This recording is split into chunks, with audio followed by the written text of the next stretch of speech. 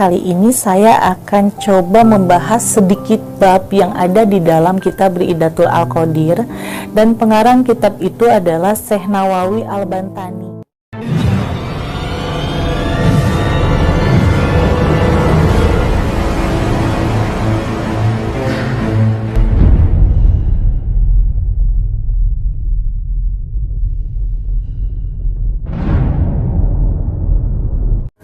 Dan di dalam kitab Ri'idatul Al-Qadir itu menjelaskan tentang detik-detik kematian orang, detik-detik malaikat mencabut nyawa seseorang, dan di situ juga ada tentang kehidupan setelah kematian.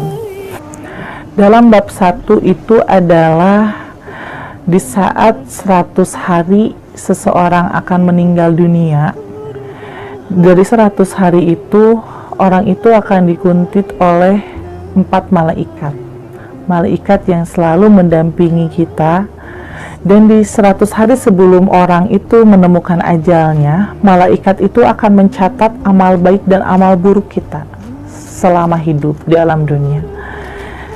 Dan disitulah di saat 100 hari itu seseorang yang akan meninggal dunia itu akan merasakan yang namanya kedinginan mendadak di saat setelah salat asar.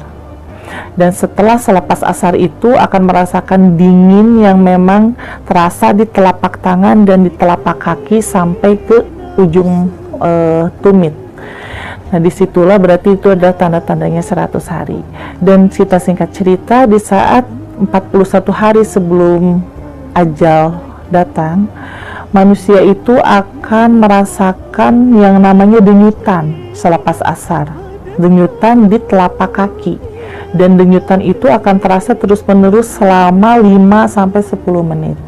Berarti di situ kita sudah menjelang ajal di saat 41 hari ya sebelum.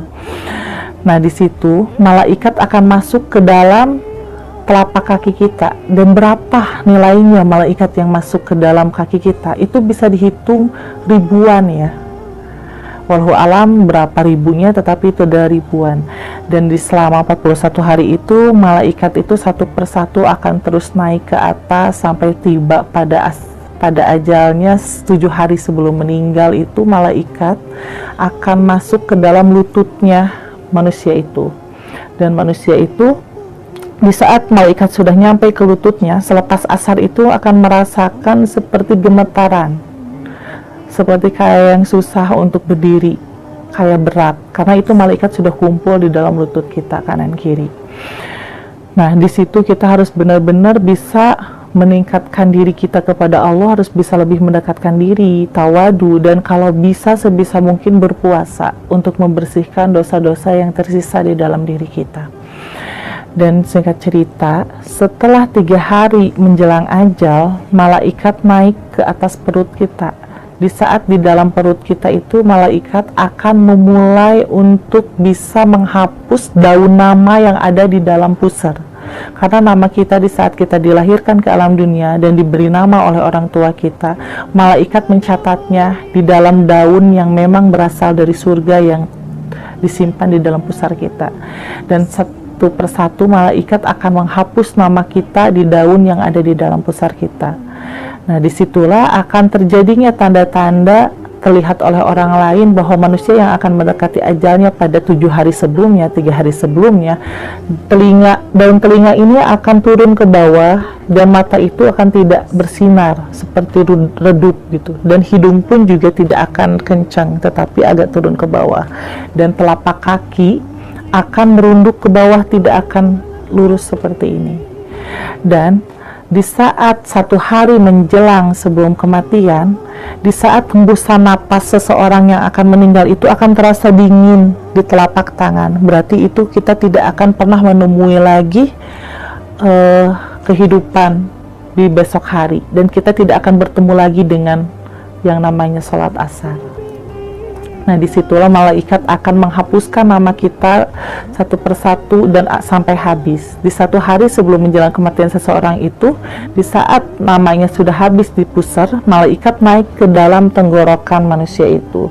Dan di saat malaikat naik ke dalam tenggorokan manusia itu akan digambarkan perilaku-perilaku buruk kita, perilaku-perilaku baik kita di saat masa lalu sampai sebelum menjelang ajal. Dan disitulah kita akan mengingat semuanya, dan disitulah kita masih ada kesempatan untuk bisa memohon ampunan dari Allah Subhanahu wa Ta'ala. Karena kalau jika malaikat sudah naik ke ubun-ubun kita, sudah tertutuplah pintu taubat kita di alam dunia.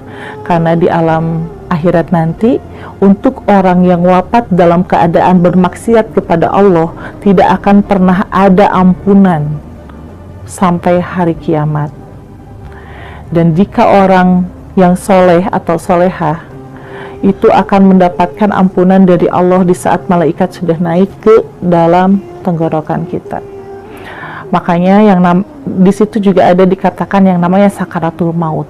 Sakaratul maut itu memang sakit. Rasulullah sendiri juga merasakan sakitnya sakaratul maut, seperti tercabik-cabik dan seperti teriris-iris oleh pedang. Tetapi kenapa banyak sekali orang-orang yang memang meninggal dalam keadaan tidur, tidak merepotkan banyak orang, terus dalam keadaan sujud, dalam keadaan beribadah? Berarti itu adalah golongan orang solihin, atau bisa dikatakan golongan orang solihin itu yang akan berkumpul dengan kaum muqaddasah di alam akhirat nanti. Disitulah makanya kita harus bisa memperbaiki diri kita, dan kita juga harus bisa menebus semua kesalahan-kesalahan kita di masa lalu dengan taubatan nasuha selama kita masih hidup. Karena kalau misalkan malaikat sudah naik ke atas ubun-ubun kita, itu sudah tertutuplah pintu taubat, dan susah sekali untuk kita bisa mengulanginya. Nah, setelah malaikat keluar dan mencabut nyawa seseorang itu, disitulah kita akan melihat jasad kita terbujur kaku, dan itu seperti mimpi. Jika orang yang meninggalnya dalam keadaan baik, itu akan bersenang hati karena akan cepat-cepat mendapatkan tempat di alam barzah. Tetapi jika orang yang meninggalnya dalam keadaan bermaksiat kepada Allah, di saat jasadnya dipikul oleh 4 orang laki-laki, disitulah rohnya akan berkata, celakalah aku, mau dibawa kemana aku ini? Karena mereka belum siap untuk bisa mendapat takwanan dari malaikat di alam kubur sana. Tetapi kalau orang yang soleh, yang solehah, pasti akan bilang, segerakanlah aku, karena aku akan menyambut dan bertemu dengan Allah yang menciptakan diriku, karena akan mendapatkan nikmat di alam kuburnya. Begitu pemirsa. Dan di dalam bab 3 itu ada tentang bahwa manusia itu bisa melihat roh-roh orang yang memang meninggal dalam keadaan bermaksiat kepada Allah. Siapapun orangnya yang bisa menguasai kitab Jurumiyah dan bisa mempelajari dan membaca juga mengerti isi kitab Idatul Al-Qadir, di saat kita membacakan satu ayat Al-Quran yang tertulis di dalam kitab Idatul Al-Qadir, ada Quran surat Al-Baqarah, kita akan bisa melihat ke atas langit itu, melihat roh-roh manusia yang memang belum diterima di sisi Allah. Dan itu berlaku kepada siapapun, bukan dari golongan orang solihin, bukan dari golongan orang yang bermaksiat atau yang seperti apa, karena yang namanya amal baik dan amal buruk hanyalah Allah yang menilai, dan malaikat ditugaskan untuk mencatatnya. Dan disitulah yang sangat mengerikan, di saat orang yang menguasai kitab Jurumiyah dan juga belajar kitab Idatul Al-Qadir, di saat melihat ke atas itu akan melihat roh-roh yang memang bergantungan di atas langit yang tidak diterima di sisi Allah, dan akan mendengar jeritan-jeritan yang meminta tolong dan ingin kembali. Seandainya waktu bisa berputar kembali, mereka tuh ingin memperbaiki dirinya, ingin memperbaiki sifat-sifat buruknya, tetapi semua itu sudah tidak bisa, karena nanti di akhirat itu, di hari kiamat, sebelum mereka masuk ke surga dan neraka, akan dikumpulkan yang dinamakan dengan alam pertimbangan. Alam pertimbangan itu sebelum hari kiamat itu akan dikumpulkan seluruh manusia yang sudah meninggal. Mereka akan dikumpulkan di padang mahsyar, dan itu akan ditimbang satu persatu antara amal baik dan amal buruknya. Di saat amal baiknya lebih banyak, itu pasti akan mendapatkan tempat dan disatukan dengan golongan orang solihin dan kaum muqaddasah. Dan jika orang itu keburukannya lebih banyak daripada kebaikannya, maka disitulah mereka itu akan langsung dimasukkan ke api neraka. Ini ada pertanyaan, bagaimana dengan orang yang meninggal kecelakaan atau bunuh diri? Kalau untuk yang kecelakaan itu, kecelakaan tanpa disengaja itu bisa dikatakan adalah syahid ya, apalagi kecelakaannya itu sampai langsung meninggal dunia. Tapi yang namanya sakaratul maut itu tetap semua orang merasakan yang namanya sakaratul maut, tetapi lebih dilihat lagi ke dalam amal baik dan amal buruknya. Jadi tetap dikembalikan ke amal baik dan amal buruk kita yang akan menjadi tabungan kita di akhirat. Jika orang yang jika orang yang kecelakaan itu memang semasa hidupnya lebih banyak amal kebaikannya, berarti itu udah jelas syahid. Tetapi jika lebih banyak keburukannya, itu bisa dikatakan orang itu meninggal dalam keadaan hina, dalam keadaan bermaksiat kepada Allah. Nah, beda halnya dengan orang yang bunuh diri. Yang bunuh diri itu adalah orang yang memang tidak mempunyai iman. Karena yang namanya kematian itu sudah tertulis di dalam Lauh Mahfuz, itu adalah takdir.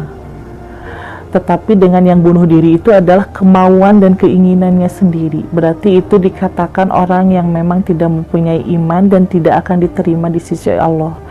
Dan mereka, rohnya itu akan tetap tergantung sampai menunggu hari kiamat.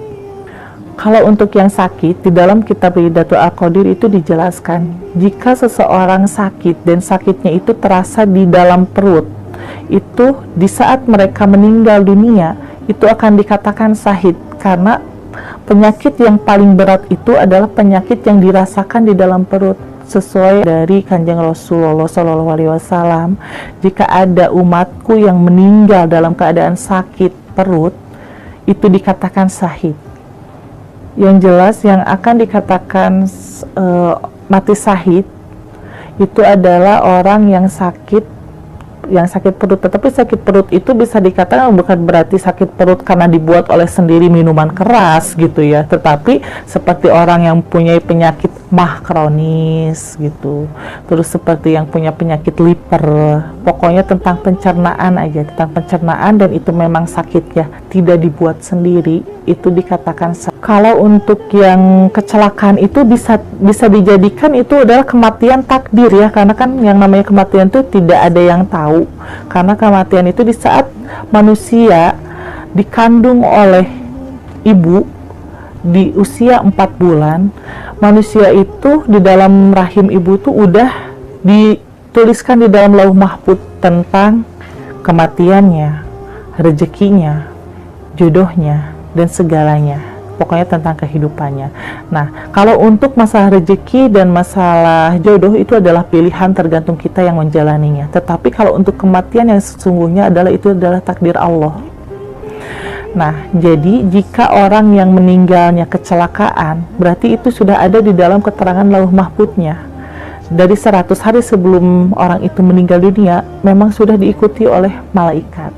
Tetapi kalau untuk yang bunuh diri, itu yang mendahului kehendak Allah, yang tidak mempunyai keimanan dan ketakwaan. Makanya dari itu dia ambil jalan pintas dengan bunuh diri. Mungkin di alam dunia ini, dengan dia bunuh diri, dia itu merasakan sudah tenang ya. Tetapi kalau untuk di alam barzah itu udah jelas mereka itu tidak diterima di sisi Allah, bahkan tidak mempunyai tempat, bahkan dianggapnya itu adalah hina. Jadi kalau orang yang memuja setan itu kan sudah dikatakan musyrik, dan di saat dia meninggal dalam perjanjiannya, dia itu udah jelas tidak akan diterima di sisi Allah dan tidak akan diterima di bumi, karena di saat dia meninggal itu bukan takdir yang sesungguhnya, tetapi dia itu langsung dibawa oleh siluman itu sendiri dan akan dipekerjakan di alamnya. sampai pada kematian yang ditakdirkan oleh Allah tiba. Di saat kematiannya tiba, akan terbebas dari perjanjian itu, tetapi tetap akan dijadikan seperti tidak jauh dengan sampah, karena dia memuja kepada selain Allah. Kalau untuk orang yang diguna-guna, itu kalau misalkan meninggal, tetap itu adalah takdir dari Allah. Karena kalau misalkan orang itu belum pada saat waktunya meninggal, pasti walaupun sesakit apapun, diguna-guna seperti apapun, dia akan mendapatkan pertolongan dan perlindungan dari Allah. Jadi kalau orang yang meninggal karena guna-guna, tetapi itu memang sudah takdir dari Allah meninggalnya dengan sababiah itu tetap dikembalikan lagi ke amal baik dan amal buruk kita. Tetapi kalau misalkan penyakitnya di dalam perut, itu udah jelas syahid. Tetapi kalau misalkan dia meninggal karena santet sambar nyowo gitu kan, itu jelas semua dosa-dosanya orang yang disantet itu akan pindah kepada orang yang memang menzoliminya. Jadi untuk yang meninggalnya itu bisa dikatakan syahid juga. Ya pemirsa, jadi kembali ke penjelasan yang tadi ya, bahwa setiap orang yang meninggal itu punya golongan-golongan dan tingkatan-tingkatan sendiri di mata Allah, seperti golongan nabi, seperti golongan waliullah, golongan orang solihin, dan golongan kaum muqaddasah. Dan untuk golongan-golongan orang yang memang meninggal dalam keadaan beribadah kepada Allah, itu bisa nantinya akan dikumpulkan dengan golongan orang solihin dan kaum muqaddasah. Iya pemirsa, seperti sekarang ini banyak sekali orang-orang yang meninggal mendadak ya dunia ini dengan gegernya wabah virus corona. Tetapi kalau memang Allah belum menghendaki manusia-manusia itu meninggal, pasti tidak akan meninggal. Separah apapun penyakit yang dia derita dan apapun itu, pasti Allah akan melindunginya. Tetapi seperti sekarang banyak orang yang meninggal mendadak, itu bisa dikatakan kalau menurut saya memang sudah takdirnya. Karena kalau wabah virus corona di zaman sekarang ini beda sekali dengan wabah taun atau wabah azwada pada zaman para nabi. Karena kalau zaman para nabi itu kan wabah virusnya itu memang langsung diturunkan oleh Allah untuk menguji umatnya. Tetapi kalau untuk wabah virus corona ini kan yang dibuat oleh manusia. Dan ini juga ada pertanyaan kepada saya, menanyakan bagaimana dengan orang yang sudah wafat tetapi ingin menengok ke rumah keluarganya atau kepada keturunan-keturunannya, apakah itu bisa? Saya akan jawab, insya Allah bisa, karena sesuai yang ada di dalam keterangan Quran surat Al-Baqarah, bahwa siapapun orang yang meninggal dunia di saat ingin bertemu dengan keluarganya, menengok, itu akan diantarkan oleh jin sobirin. Jin sobirin itu adalah jin muslim yang memang ditugaskan untuk mengantarkan orang-orang yang sudah wafat berkunjung ke rumah sanak saudaranya. Kalau untuk sanak saudaranya tahu atau tidak, itu jelas tidak akan tahu, tetapi bakal merasakan bahwa yang sudah meninggal itu atau leluhur kita atau orang tua kita yang sudah tidak ada itu lagi ada dan hadir, karena sanak saudaranya akan merasakan dan mencium aroma wangi parfum dan bunga. Tetapi jika orang yang memang pernah melihat orang yang sudah meninggal datang dengan sendiri, terus menangis dan meminta tolong, itu adalah jin korin yang menyerupai orang yang meninggal tersebut. Kalau orang yang sudah meninggal sebenarnya sudah terputus ya antara kehidupan di alam barzah dan di alam dunia, tetapi bisa ada kesempatan dalam 1 minggu itu 1 kali untuk berkunjung kepada rumah sanak saudaranya, dan hanya doa anak soleh lah yang bisa nyampai dan bisa memperingankan hisaban-hisaban orang yang sudah meninggal. Ya pemirsa, mungkin sampai di sini pembahasan dari saya, dan saya pesan bahwa kematian itu adalah takdir dari Allah. Jadi jangan sampai kita tidak mempunyai keimanan dan ketakwaan di dalam menghadapi sebuah masalah besar. Jangan sampai ambil jalan yang pendek gitu, seperti bunuh diri, karena yang namanya bunuh diri itu tidak enak. Seperti dirinya aja akan bebas dari semua masalah, tetapi pertanggungan kita di akhirat nanti yang berat. Jadi saya sarankan kepada semuanya lebih meningkatkan diri kita kepada Allah Subhanahu wa Ta'ala, dan tolong jauhi sifat buruk, dekati sifat-sifat yang baik, dan kita harus bisa lebih meningkatkan keimanan dan ketakwaan kita kepada Allah Subhanahu wa Ta'ala. Sekian dari saya, Anggra Putri Tania. Wassalamualaikum warahmatullahi wabarakatuh.